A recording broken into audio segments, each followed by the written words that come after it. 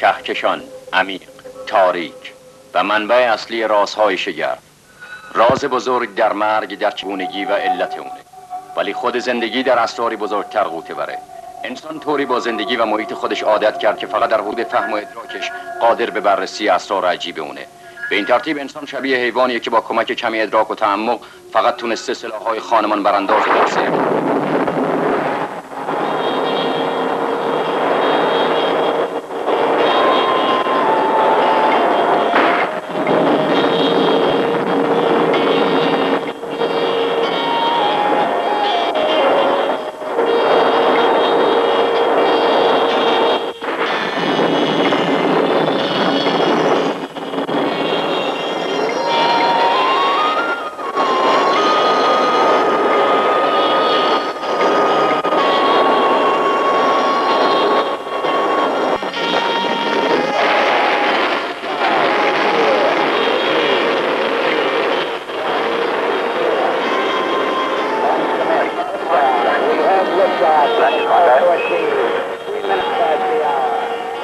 علم راه رسیدن به فضا رو هموار میکنه تا انسان بتونه به کمک مسافران فضایی رازهای بزرگ دست نیافتنی اونو کشف کنه.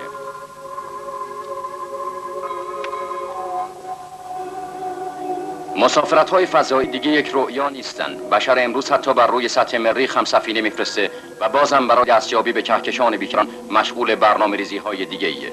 بالاخره ما به کسی برمیخوریم که به دو عالم علم و خرافات دست یافته. اون دانشمندیه که زمانی در سطح کره ماه راهپیمایی کرده، مردیه که کره زمین رو از نظرگاهی دیگه دیده.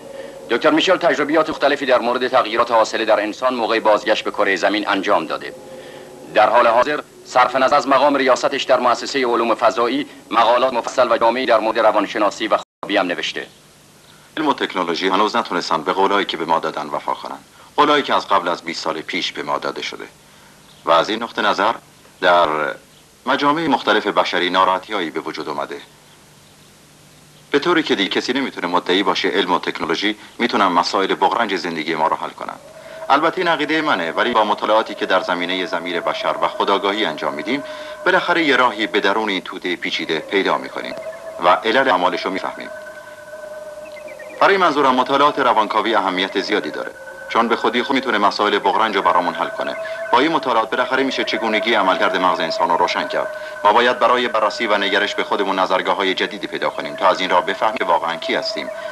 ما باید به طور منطقی تشخیص بدیم مادامی که رفتار غیر طبیعی و غیر انسانیمون ادامه داره، هرگز نمیتونیم از قابلیت‌های وجودی خودمون استفاده کنیم.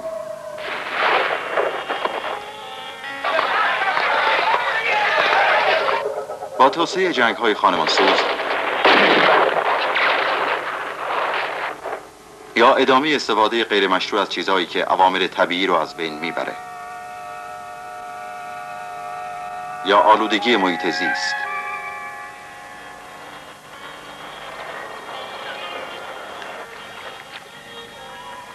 و ازدیاد روزافزون جمعیت.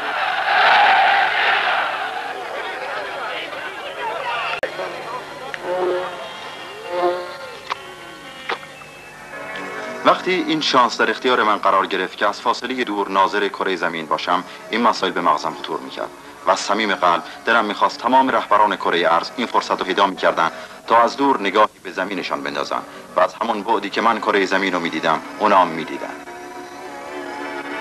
ما حالا به یک سفر میریم، سفری که درش مسائل بغرنج این جهان مطرحه با جواب‌های در حد امکاناتمون، سفری که در اون میتونین خلاقیت‌های خودتون رو به آزمایش بذارین، سفر به دنیایی که اسرار پیچیده‌اش به وسعت کهکشان است، سفر به ماورا.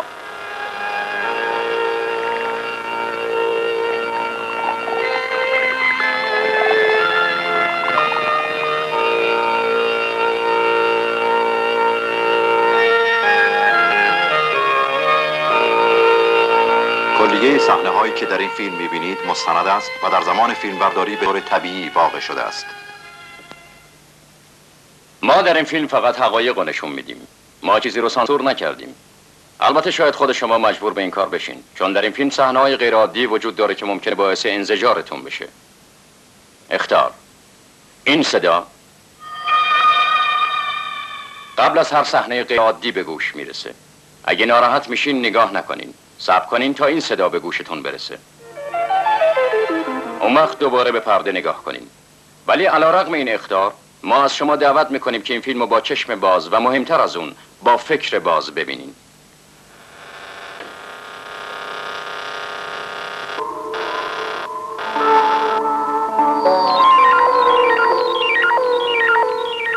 آیا تمام اینها خرافاتن؟ حقیقت؟ تصور؟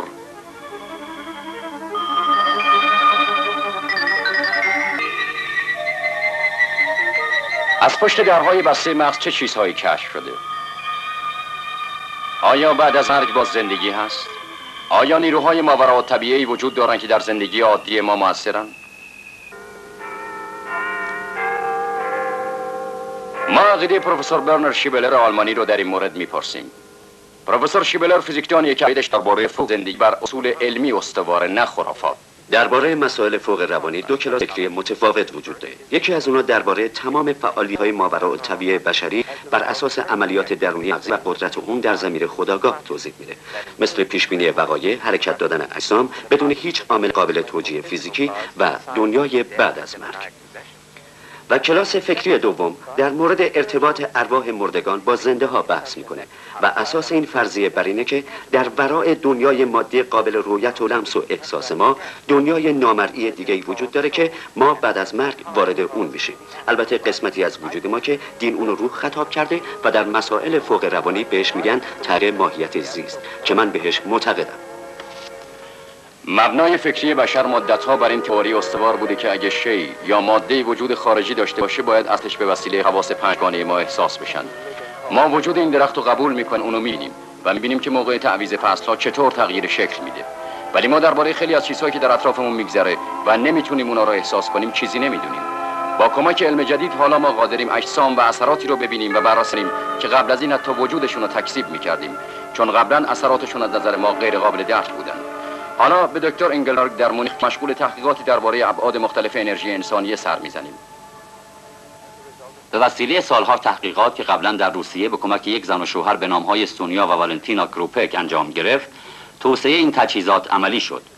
اونها با استفاده از یک قطب انرژی که شدت جریانی با فرکانس متغیر و زیاد از اون میگذشت و یک قطع فیلم متصل به اون تونستن از آثار اطراف انگشتاشون عکس بگیرن و این همون عکسه.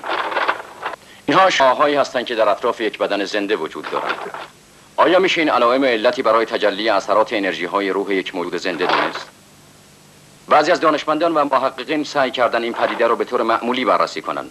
دکتر انگلبرگ و همکارش در این مورد توضیحاتی میدن. تکنولوژی جدید این قدرت و قابلیت رو در اختیار ما قرار میده که از این شعاع‌های انرژی موقع متشکل شدنشون فیلمبرداری کنیم. این کار با استفاده از وسیله به نام الکترولاکس مایعی انجام میشه. این وسیله شامل دو صفحه شیشه‌ای که از دو طرف مایع رو در بر گرفته و به وسیله صفحه دورش که جریان الکتریکی از اون میگذره به هم چسبیده. آیا این شعاع‌های اطراف بدن جرقه‌های زندگی هستند؟ این کشف بسیار پیشرفته‌ایه که امید میره شاید روزی بشه از اون به عنوان عامل شفادهنده بیماری‌های جسمی و روانی استفاده کرد. برای پیشروان دنیای علم پزشکی هیپنوتیزم یک عامل مفیده. قدرت مغزی یک نفر میتونه بر روی مغز شخص دیگه اثر بگذاره. این وسیله برای معالجه و شفابخشی عدم تعادلات روانی.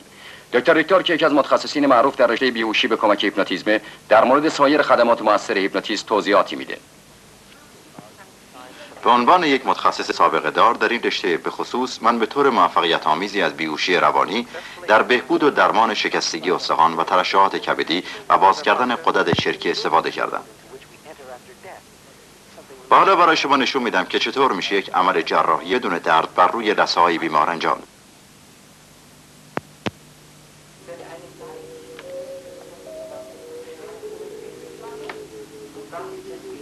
تو مطلقاً احساس درد نمی کنی. تو به خواب عمیق و آرومی فرو میری. عمیق و آروم. عمیق. عمیق. تو هیچ دردی احساس نمی کنی. تو هیچی احساس نمی کنی. تو به خواب عمیق و آرومی فرو میری. عمیق و آروم. عمیق و آروم. در حقیقت هم عمیق و آروم. برعکس اعتقاد اکثر مردم، صدای هیپنوتیزم کننده هیچ ارتباطی با قدرت هیپنوتیزم نداره.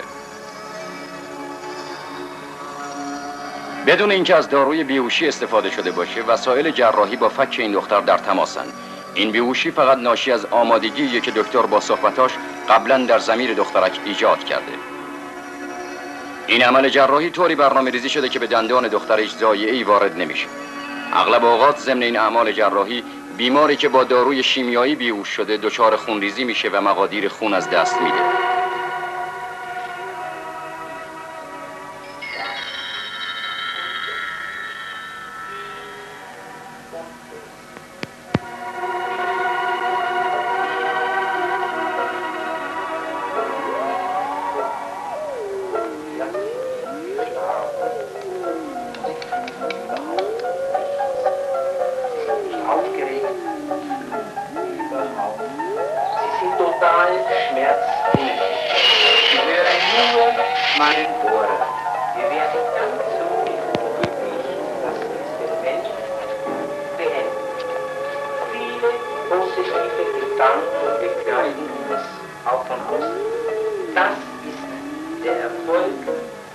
کنترل هیپنوتیک دکتر به قدری قویه که خونریزی اونو به حد اقل میرسونه. عمل به طور معجزه‌آسایی تموم میشه.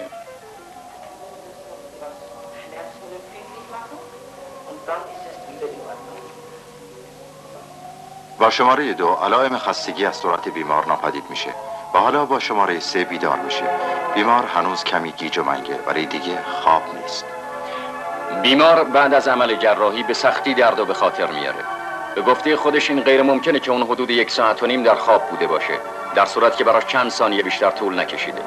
این تجربه روی خیلی از بیمارانی که معالجه اونا به طور عادی امکان پذیر نبوده با موفقیت انجام شده.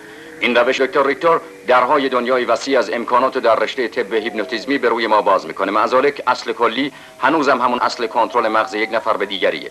ما از دکتر سوال میکنیم آیا مغز بشر که قادر به کنترل درده میتونه جسمی رو در خارج از بدنش هم تحت کنترل قرار بده؟ با قضاوت در مورد نتایج تحقیقات و تجربیات شخصی خودم میتونم به جرات بگم در بدن انسان چیزی به نام استعداد قدرت نمایی انرژی فوق طبیعی وجود داره. این انرژی فوق طبیعی کشف جدیدی در زمان ما نیست. با نگاهی به تاریخ و با توجه به مقالات منتشر شده می‌بینیم در سراسر تاریخ بشر حوادث و اتفاقات عجیبی به وقوع پیوسته که بر اساس تصورات ناشی از وجود ارواح بوده.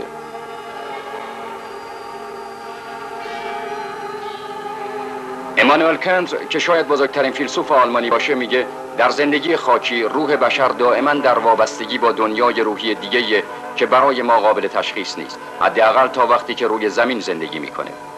و یوهان ولفگنگ که یک شاعر و سیاستمداره میگه رهبری و هدایت ما انسانها در دست خودمون نیست.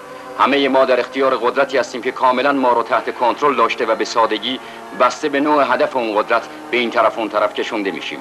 در سراسر تاریخ مسئله تسخیر روح به کرات دیده شده که به شکل نفوذهای خارجی روحی روی بدن موجودات زنده اثر گذاشته و کنترل کامل موجود زنده رو در اختیار گرفته.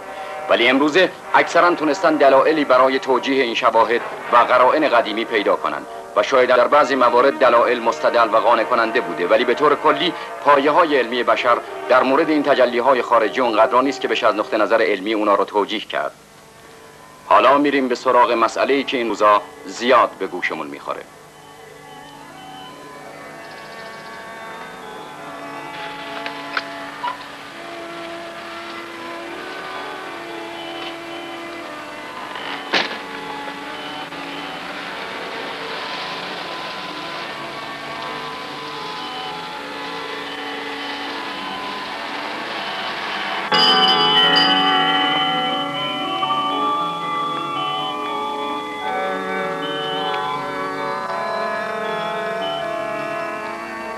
یکی از پناهندگان به پدر روحانی با مسئله بغرنج و پیچیده‌ای روبروه که باید به طور دائمی تحت مراقبت مخصوص باشه. شیطان در روح این زن ساده روستایی به نام لیزا حلول کرده.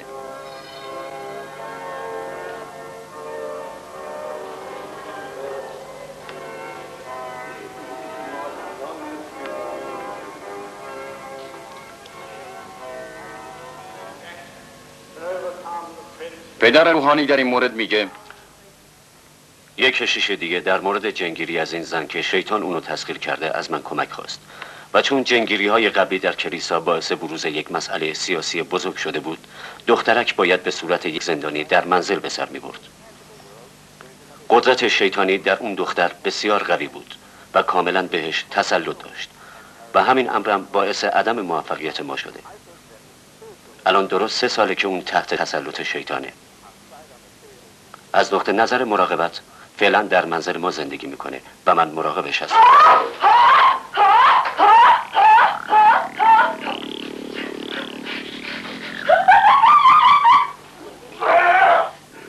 دخترک به وسیله نیروی عجیب به طور ناگهانی دچار یک حمله غیرعادی میشه و در اون موقعیت آنچنان تحت تأثیر شیطان قرار میگیره که به راحتی در مقابل پدر روحانی به مسیح ناسزا میگه و مریم مقدس رو لعن میکنه. اون بی اختیار میگه همه دشمنشن، حتی وجود خودش انکار میکنه و فریادهاش به آسمون میرسه. این نشون میده که دختر بیچاره دچار درد جسمی زجرآور و غیر قابل تحملیه. خودتون میتونین حرفاشو بشنوین.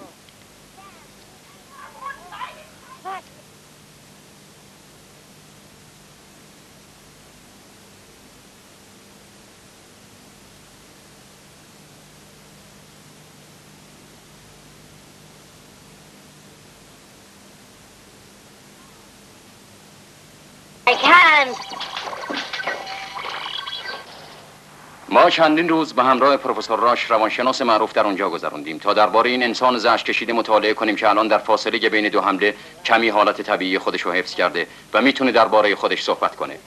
اون در حال حاضر درباره حالات دردناکی که شیطان در جسمش به وجود میاره صحبت میکنه. ولی آیا این یک نوع خیالات و تصورات تلقینی ناشی از بهت زدگی یا واقعا شیطان درش نفوذ کرده؟ نفوذی که به عقل ما قابل تفکیک نیست. پروفسور راش با ملاحظه این شرایط و امکانات پیشنهاد میکنه که بالاجبار باید تحت نظر و مراقبت باقی بمونه. من هیچ کنترلی از خودم ندارم. اون خیلی راحت وجودم رو تسخیر میکنه. این اتفاق ممکنه در هر زمان و هر مکانی بیفته، تحت تاثیر یک حالت به خصوص یا نگاه کردن به تصاویر مقدسین. مردم دائما منو مسخره میکنن ولی عملا نمیدونن من باید چیکار کنم. بارها اتفاق افتاده در خودم احساس چنان قدرتی کردم که تونستم اطرافیانم رو چند متر به هوا پرت کنم. دیگه حتی کلیسا هم دست رد به سینم زده. برای همینم خونه خودم رو در آلمان غربی ترک کردم و دنبال یک کلیسا میگشتم که بتونه منو بزیره. اون در زمان تسخیر روحش کوچکترین کنترلی روی اعمال و رفتارش نداره. محل زندگیشو ترک کرده و تنها زندگی میکنه. سعی میکنه با مردم تماس نداشته باشه و اغلب اوقات وقتی به اسم صداش میزنن متوجه نمیشه. ولی آیا بالاخره جنگیری میتونه یه راه حل اصولی پیش پاش بذاره و یا باید تا آخر اون منتظر باشه که هر لحظه شیطان روحشو تسخیر کنه؟ از زمانی که فیلم معروف جنگیر شهرت جهانی پیدا کرد، هر روز بیشتر با این مسئله که افرادی توسط شیطان تسخیر شدن روبرو میشیم.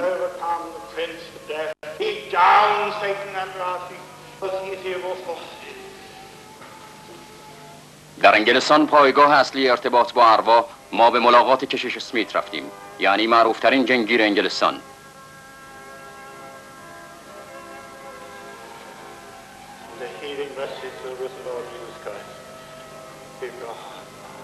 ما از جوانی که چند لحظه قبل عمل جنگیری روش صورت گرفته در این باره سوالاتی میکنیم. حقیقتش اینه که بعد از معالجه کشیش ناراحتی اصلی من برای مدت از بین میره و بعد برمیگرده. شما یکی از معروفترین اشخاصی هستین که با مسئله جنگیری درگیری دارین. در سال چند نفر برای معالجه به شما مراجعه میکنن؟ فکر میکنم در عرض سال تقریبا حدود 500 نفر به من مراجعه میکنن و الان درست 5 ساله که به این کار مشغول هستم. همون روز ما شاهد روش معالجه کشیش اسمیت روی دختری بودیم که دچار جن زدگی شده بود. کشیش از اون که هر روز بیاد به کلیسا و این تمرینات انجام بده. ولی ناگهان دختر دیگه تحت نفوذ یک قوای عجیب و باور نکردنی قرار میگیره. به شیطانی خودشو از این دختر به دختر دیگه منتقل کرده. کشیش اسمیت این مسئله رو تشخیص داده و حالت پریشانش دلیل این انتقال و تحول باور نکردنیه.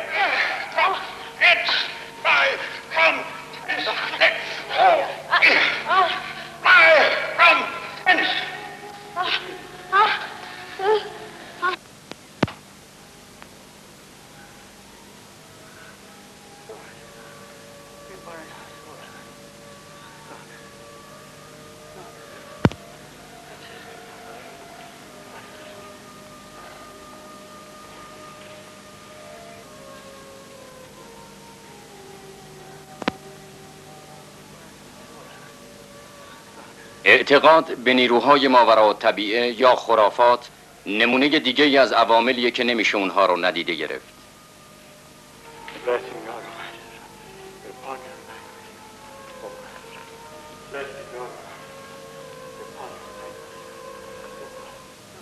مسائل دینی و بیماری‌های روانی و مغزی با اعتقادات و افکار انسان کاملاً بستگی داره. لندن بدون شک معروفترین پایگاه درگیری با ارواح در دنیاست. با نگاهی به قصرهای معروفش میشه به هزاران سال تاریخ آلوده به خون اون پی برد. در اینجا گروه‌ها و سازمان‌هایی وجود داره که همیشه مشغول احضار ارواح هستند. مؤسسه تحقیق روح بریتانیای کبیر در نوع خودش یک مؤسسه بی‌نظیر در دنیاست. مرکز اصلیش توی یک ساختمان مخصوصی که سالیانه جمعیتی معادل 500,000 نفر رو به خودش جلب میکنه. اینها برای مشاوره و یا درک مسائل جدید به اینجا میان. این سازمان با کمک نشریات و کتاب‌های مختلفی که به چاپ میرسونه برای دستیابی به دنیای ماورا پلی در اختیارمون میذاره. تصویر لینکلن هم در نوع خودش داستان شنیدنی داره. میگن در زندگی و حتی در قتل اون اسرار فراوانی وجود داشته. شما باید حواستون رو روی شخص فوت شده متمرکز بکنید. این گروه در اینجا مشغول بررسی اسرار مربوط به این مورد به خصوص هستند. من میتونم نقاشی عزیزان شما رو بکشم یا ارواحی که به فکرتون میرسن. بنابراین کافیه شما بر روی شخصی که مورد نظرتونه تمرکز پیدا بکنید. ولی قبل از این کار باید کمی دعا بخونیم. تجلی نیروی ماورا طبیعی این زن با نقاشی بر روی این تابلوها صورت میگیره. ممکنه اون خانمی که کت سرمه‌ای پوشیدن تشریف بیارن اینجا؟ بعد از خوندن یک دعای کوتاه از یکی از مراجعینش دعوت میکنه و نمایش قدرت ارتباط و تماس با دنیای خارج و با لمس کردن دست مراجعه کننده شروع میکنه. لطفاً دستاتون رو بذارین رو دست من. بعد از اینکه پیام روح رو دریافت کرد برای نقاشی کردن آماده میشه. راحت باشین. ملاقات کننده وقتی میبینه تصویر نقاشی شده کاملا شبیه همون کسیه که در ضمیر خودش مجسم کرده بود تقریبا شوکه میشه. میدونین که هیچی از خصوصیاتشو به من نگفتین. اون خیلی شبیه شما بوده و دستای پیر و خیلی چروکیده هم داشته. در واقع باید بگم که اون خواهر شما بوده. مطمئنم که شما ذهن منو کاملا خوندین و مستقیم به شخص مورد نظرم رسیدین. بله. آیا این قدرت هوش و استعداد سرشار این زن رو میرسونه یا کلکی برای دستیابی به مشتریای بیشتر یا اینکه واقعا این زن قادره با دنیایی برای دنیای ما در ارتباط باشه؟ من شکل کسانی رو که میکشم هرگز ندیدم و تمامش رو فقط از روی احساس و تمرکز فکر خودم میکشم. درست مثل اینکه امواج به من منتقل میشه و من اونا رو روی کاغذ میارم.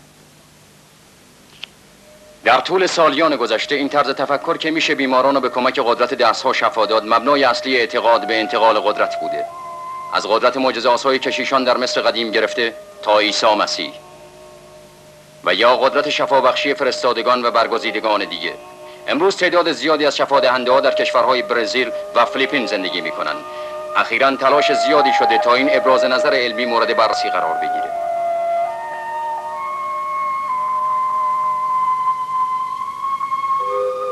یکی از نامی‌ترین شفادهنده‌های روحی یک انگلیسی به نام هری ادوارد که مقام ریاست انجمن 9000 نفری شفادهنده‌های روحی رو به عهده داره. آیا اون قدرت شفادندگیشو با استفاده از اصول علمی به دست آورده؟ نه، من اینطور فکر نمی کنم. اینطور که خودم احساس می کنم این قدرت با خودم متولد شده. در واقع از اجدادم به هم به ارث رسیده. من بدون اینکه کوچکترین سابقه قبلی داشته باشم در جنگ جهانی اول موقعی که در یورکشایر بودم به قدرت خودم پی بردم و بعد از اون وقتی به وطنم برگشتم تمام تجربیاتی رو که در مورد ارواح داشتم ندیده گرفتم چون بهشون اعتقادی نداشتم و تا اگه اون زمان در قدرت فروید بود میرفتم پیش اون. ولی با مرور زمان کم و بیش بهم ثابت شد که دارای قدرت شفا دهندگی هستم و میتونم بیمارا رو شفا بدم. حالا ازت میخوام در حالی که دست تو دست منه به ضمیر خودت بقبولونی که این دست قدرت کنترل اونو داره. این مرد آوردن به یک بیمارستان محلی که هری ادوارد اونو ببینه. سالهاست که دست و پاش فلجه. تنها حرکتی که میتونه بکنه اینه که کمی پاهاشو تکون بده یا کمی اعضای بدنشو بلرزونه. هری ادوارد سعی میکنه که انرژی خودشو به بیمار انتقال بده. حالا دستتو ول میکنم. حالا من به آرامی دست تو رو ول میکنم. حالا ولش میکنم. اگه این تمرین رو به طور مداوم انجام بده این شانس براش هست که مالجه بشه. فقط باید مرتب این تمرین رو انجام بده. یکم بیارش بالا، یه خورده یواشتر. به خودت متکی باش. اگه این کارو بکنی کم کم میتونی رو پای خودت راه بری. فکر میکنم به زودی موفق میشی. متشکرم. خوبه. با یه خورده تمرینی بیشتر میتونی تو خیابونا راه بری و ویترین ها رو تماشا کنی. سعی کنین اثر رو ازش نگیرین. باشه. بله این کمکش میکنه. خوبه. تا حالا پیشرفت آره داشتم؟ پیشرفتی داشتی، خیلی عالی بوده، ولی دلم میخواد خیلی عالی باشی. من میخوام حتی بتونی روزانه‌اتم راه بری، فقط کافی همین تمرین و مرتب ادامه بدی. خوبه. متشکرم. حالا میتونی بری. شفابخشی روحی داره جاشو با آسونی با جراحی عوض میکنه بدون اینکه هیچ دلیل منطقی و قانع کننده‌ای برای این کار داشته باشه. نه اینقدر بالا نگیر. اگه قدماتو یواشتر برداری خیلی بهتره. همینطور ادامه بده. هر وقتم دیدی خسته شده میتونی از هر دو عصا استفاده کنی. ما از آقای ادوارد پرسیدیم آیا اونم همون حق ویزیتی رو که یک دکتر از مریض میگیره دریافت میکنه؟ نه من تا بال از هیچ کس پولی نگرفتم، حتی یک پنی، نه از فقیرا و نه از پول دارم. علیرغم عدم تحلیل علمی، شفابخشی روحی حالا در بیشتر از 1500 بیمارستان در انگلستان متداول شده و با اینکه هنوز هم نمیشه برای اون دلیلی علمی پیدا کرد، روز به روز داره رایج‌تر میشه و علاقمندان زیادی رو برای خودش پیدا کرده. یکی دیگه از کسانی که اخیراً توجه زیادی رو به خودش جلب کرده یک انگلیسی به نام تام جوانسون خستگی ناپذیره. اون برای شفابخشی گروهی را انتخاب و به همکاری دعوت میکنه و طی جلسات عمومی قدرت شفادهندگیشو برای علاقمندان به نمایش میگذاره. مثل این جلسه که در میدان شیکاگو لندن برپا شده. و حالا برمیگردیم به همون انگلستان سرسبز و قدیمی، یک خانه ارواح با تجهیزات مختلف روحیابی که سر وینستون هرمن به منظور تحقیقات علمی اینجا زندگی میکنه.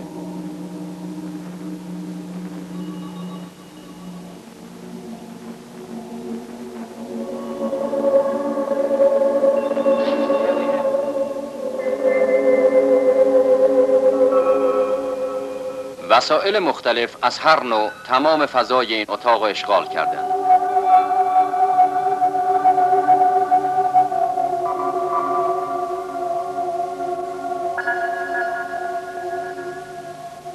از تلویزیون و دوربین گرفته تا ضبط صوت و آمپلیفایرهای صوتی و تمام اینها در اختیار کسی قرار میگیره که میخواد با دنیای ارواح تماس بگیره.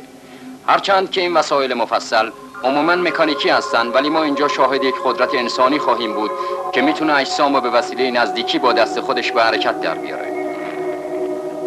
حالا به طور غیر قابل باوری آقای اولسون قدرت کنترل روحی دنیای خودش رو به ما نشون میده.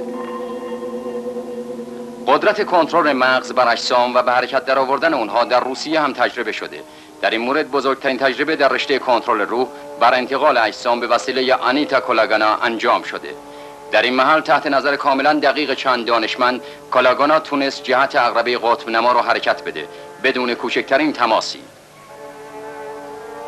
این لحظات و صحنه‌های آزمایشگاهی با ارزش در روسیه فیلم برداری شده، جایی که فیلم‌های سیاه و سفید هنوزم استفاده فراوان دارند. روزنامه‌ها در موردش گفته بودن این زن موقع آزمایش از یک آهنربای کوچک استفاده میکنه، ولی این مسئله که فقط یک حدس بوده بارها رد شده. اون حتی قادر با تمرکز خیلی شدید تمام بدنه قطب نما را به حرکت در بیاره، ولی برای این کار باید تقریباً 2 ساعت قبل از شروع تجربه کاملا خودشو متمرکز کنه.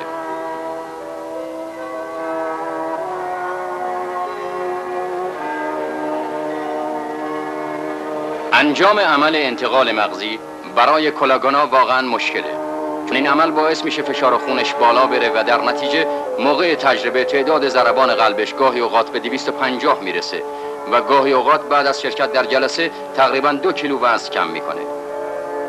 کولاگانا در ضمن قادر وسایلی مثل فندک، قوطی سیگار، کبریت، درقوطی و یا دکمه رو روی میز به حرکت در بیاره. پروفسور وندر یکی از روانشناسان آلمانی و چند دانشمند دیگه بارها کولاگانا رو مورد بررسی دقیق پزشکی و علمی قرار دادن و به این نتیجه رسیدن که در این آزمایشات هیچ حقه و کلکی در کار اون نیست. محقق بزرگ آمریکایی پروفسور جی بی رایان در این مورد میگه حرکت اجسام به وسیله کنترل مغزی که از آرزوهای قدیمی و دیرینه بشر بوده که امکان انجام این کار در طول سالها به ما ثابت شده.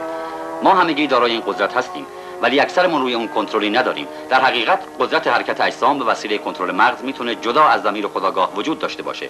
این فرضیه در این حال داده بر بهشت نیوتن هم هست که میگه مغز در خودش ساکنه، میتوان بهشتی را در جهنم به وجود آورد و یا جهنمی را در بهشت. ایتالیایی ها همیشه مردمی با قدرت تصور فوق‌العاده بودند و در عین حال سرشار از عقاید و افکار غیرعادی.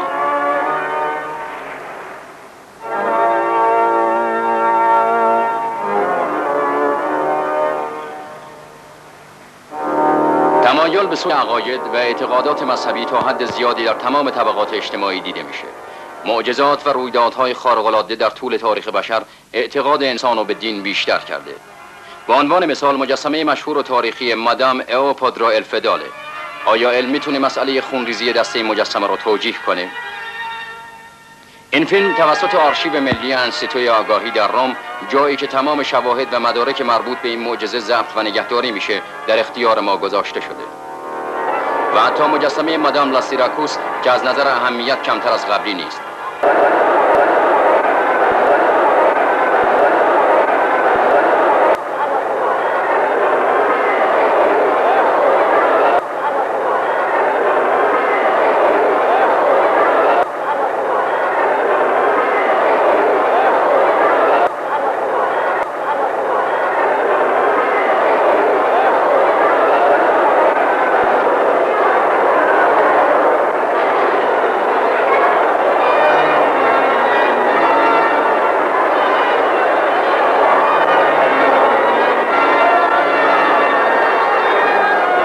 در اینجا از ماجرای عجیب و باور نکردنی اشک‌های مادام سیراکوس فیلم برداری شده. در سال 1931 یک بیمار زیر نظر مرد مقدسی به نام موناپولی از ساکنین ناپل قرار میگیره که در اثر معالجات مؤثر اون بهبود پیدا میکنه.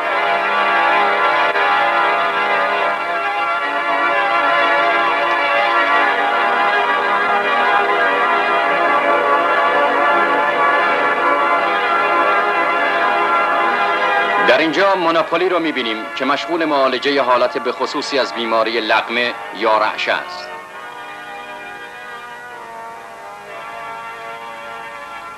در حال حاضر معروفترین شفابخش ایتالیا جیووانی آندالینیه. اون از تمام دنیا مجموعه از مدارک و اسناد مربوط به معالجه و شفابخشی رو تو دفترش جمع کرده. حالا ما میریم که قدرت شفابخشی اونو ببینیم. اون نه تنها انواع فلج‌های مغزی رو معالجه میکنه، بلکه قادر بیماران مبتلا به نرمی استخوان رو هم معالجه کنه. بیمارانی که بهش مراجعه میکنن بدون توجه به فرم کار و روش اون فقط با امید نتیجه گیری هستن. میدونین در دنیای امروز برای این کار من هیچ دلیلی نمیشه پیدا کرد، در حالی که 5 سال پیش به سادگی منو دکتر صدا میکردن. مردم دوست دارن منو در ردیف اون گروه از دکترایی قرار بدن که کارهای عجیب و غریب میکنن، مثل احضار کنندگان روح و جادوگرا و خدا میدونه چه چیزای دیگه. من با قدرت خارق العاده خودم اولین بار تونستم حوادثی رو که هزاران مایل دورتر از من رخ میداد پیشگویی کنم. بعد روزنامه‌ها شروع کردن به نوشتن مطلب درباره قدرت پیشگویی من، بدون اینکه واقعا بتونن تشخیص بدن من یک شفابخش روحی هستم. حتی یادم یه دفعه یه دکتر به من مراجعه کرد و ازم دعوت کرد تا برای بیهوش کردن بیماران باش همکاری کنم. ما بعدها با همکاری همدیگه تونستیم بیماری رو که از بیماری سل رنج می‌برد شفا بدیم. دکتر از مریض خواست که روی تخت دراز بکشه. مادام که دستای من به بدنش نزدیک میشد، عضلات شکم و اعصاب بیمار نسبت به حرکات دست من عکس العمل نشون میداد. و این مورد به مریضی مربوط میشه که همراه مادرش به امید معالجه از استرالیا به اینجا آمدن. من فقط چند روزه که مشغله این پسرم. اولین بار که دیدمش اجباراً اونو روی صندلی چرخدار حرکت میدادم. مثلا حالت توازن کاملی در این پسر به وجود بیارم. به گفته مادرش برای معالجه اون به خیلی جاها سفر کردن ولی موفق نشده بودن، چون تشریح چگونگی بیماری عجیب این پسر به صورت یک راز در آمده بود. علائم بیماری نشون میداد که پسرک هیچ کنترلی روی حرکات ماهیچه‌ها و اعصابش نداره و با وجود معالجات متعدد وضعش تغییری نکرده بود. ولی حالا امیدوارن که از معالجات آندالینی نتیجه بگیرن. این ثابت میکنه که تحت شرایط خاصی انرژی که از مغز یک نفر فرستاده میشه قادر کنترل اعصاب و مغز شخص دیگه ای رو به عهده بگیره. میبخشید خانم، شما از استرالیا فقط برای این اومدین که دکتر رو ببینید؟ بله بله. که پسرتون رو معالجه کنه؟ بله همینطوره. چه اینطور؟ آیا قبلا برای معالجه پسرتون اونو جای دیگه هم بردین؟ بله، به دکترهای زیادی مراجعه کردم. چه اینطور؟ بله. پر فاوره سینیور، پر فاوره. تا حالا به هیچ کس نتونسته شفاش بده نه؟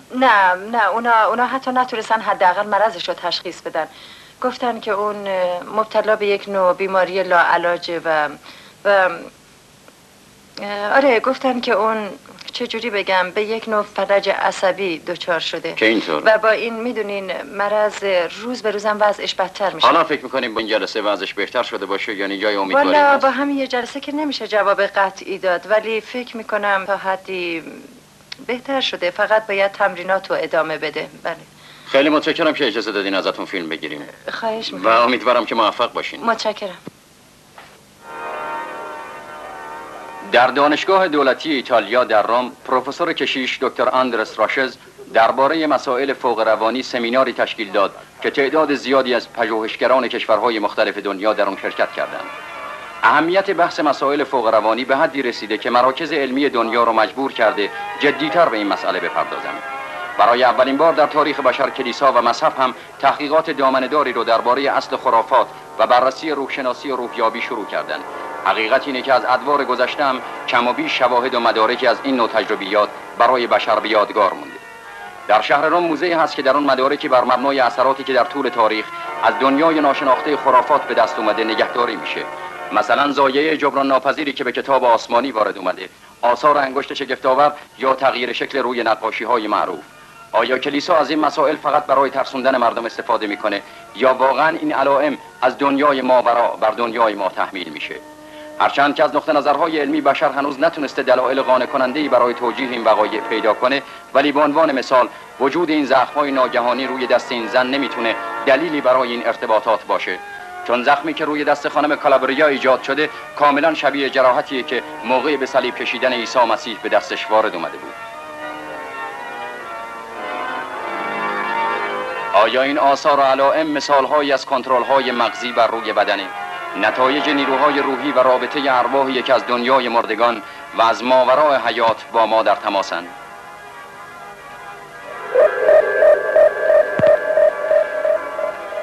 و حالا میریم به سراغ یکی از مشهورترین حاضر کنندگان ارواح در روم، آقای فابریان رانداتو. اولین سوال ما از آقای رانداتو اینه: برای اولین بار در چه زمانی به قدرت عجیبتون پی بردین؟ از همون بچگی، یعنی از وقتی که 3 یا 4 سال بیشتر نداشتم میتونستم کارهای غیر عادی انجام بدم. مثلا اجسامو بدون این که حتی به اونا نزدیک بشم برکت در بیارم و یا اشکال عجیب و غریبی نقاشی بکنم. حتی با بچه‌های جن هم بازی بشم که البته اون موقع مطلقا فکر نمی‌کردم اونا موجودات واقعی و حقیقی نیستن.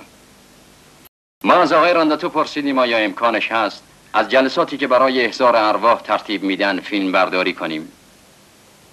انجام توقعی که شما از من دارین واقعا مشکله، چون کلا فکر نمی کنم در چنین حالتی بشه موفق به ملاقات با ارواح شد. یعنی اصولا هیچ وقت این امکان وجود نداشته که بشه از ارواح فیلم برداری کرد. ولی چون من به صمیمیت کار شما ایمان دارم، به هر حال سعی میکنم در این مورد باهاتون همکاری کنم. میتونین امشب در جلسه احضار ارواح ما شرکت کنیم.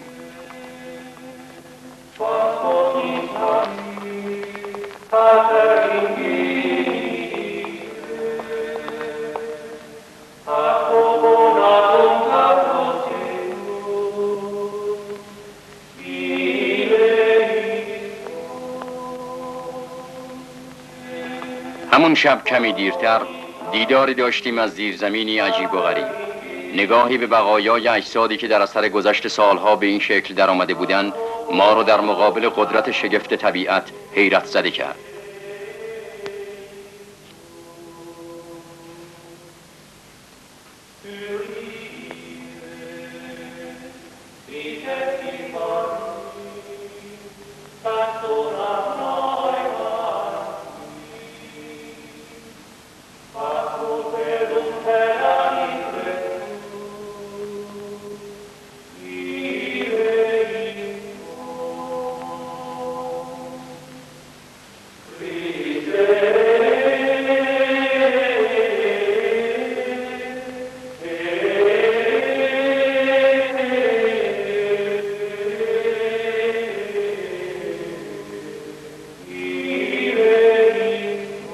بالاخره اون طرف دیوار ملاقات عجیب و مرموز ما صورت گرفت، جایی که تاریکی مطلق به اون سایه افکنده بود. این تصاویر به کمک لنزهای مخصوصی که در تاریکی حساسیت زیادی دارن روی فیلم بسیار حساسی ضبط شده که با وجود تاریکی مطلق اتاق این امکانو بهمون میده وقتی روح احضار میشه اونو ببینیم. قبل از هر کار برای ایجاد ارتباط بین این مرد و قدرت‌های روحی مافوق بر اساس توافق طرفین وسیله‌ای به عنوان رابط انتخاب میشه و اینجا میز کوچکی انتخاب شده که احضار کننده با تکیه دادن به اون سعی میکنه از ضمیر خودآگاه خودش خارج بشه. رالتو به یک حالت خلسه فرو میره و با تأمل زجر فراوان سعی میکنه به حالت و ماهیت روح تغییر شکل بده. ناگهان اتفاق غیر منتظره‌ای میفته. فضولاتی غیرعادی به صورت چرک و کثافت که ناشی از اختلالات داخلی بدنش از دهنش خارج میشه و صورتش حالت خودشو از دست میده. اون از حال میره و به حالت قش روی زمین دراز میکشه.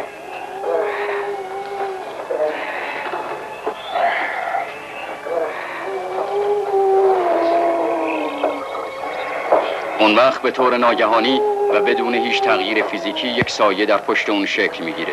این سایه به معنای احضار و یا مرئی شدن روح.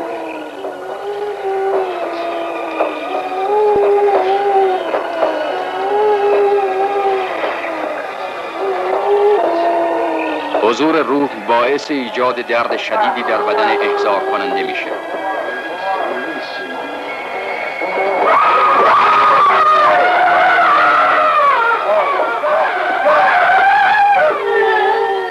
یکی از حاضرین به خاطر تحریکات عصبی ناشی از دیدن این صحنه قش میکنه. ظاهراً از نظر مغزی شوکه شده.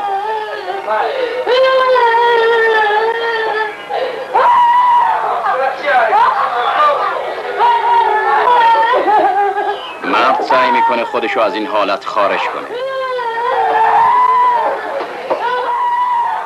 وقتی این کارو کرد خودشو میندازه روی بدن زن شوکه شده. شاید از این میترسه که روح احضار شده خشمگین برای انتقام گیری بهش حمله مغزی بکنه. بعد از انجام این کار ناگهان توسط یک نیروی مجهول ضربه شدیدی به سر مرد وارد میاد که بلافاصله صورتش غرق خون میشه. فضولات خارج شده از دهن مرد به اطراف پرت میشه و ماده شبیه کف از شکافی که در سرش ایجاد شده خارج میشه. یک دکتر به کمکش میاد و فوراً فضولات رو روی زمین آتش میزنه. و این قدرت یک مغزه که به صورت یک فرم انرژی زنده با دنیای مردگان تماس برقرار میکنه. آیا زندگی روزی متوقف میشه یا به فرم دیگه ادامه پیدا میکنه؟ آیا هیچ مرزی برای قدرت زندگی؟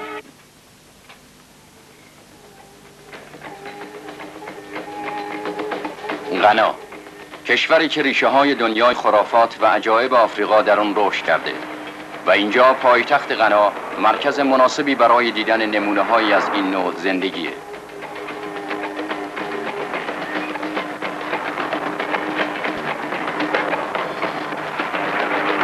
معنی کلی شعارهایی که روی اتومبیل ها نوشته شده اینه که مسافرین اینجا سعی دارن از صدمات ناشناخته در امان بمونن و اینم راهی برای فرار از قدرت‌های اهریمنیه، چون این مردم اعتقاد زیادی به شانس و مسائلی از این قبیل دارن.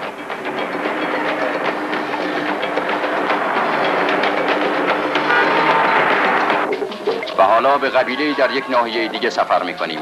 این افراد دارن خودشون عادت میدن که هیچ دردی رو احساس نکنن.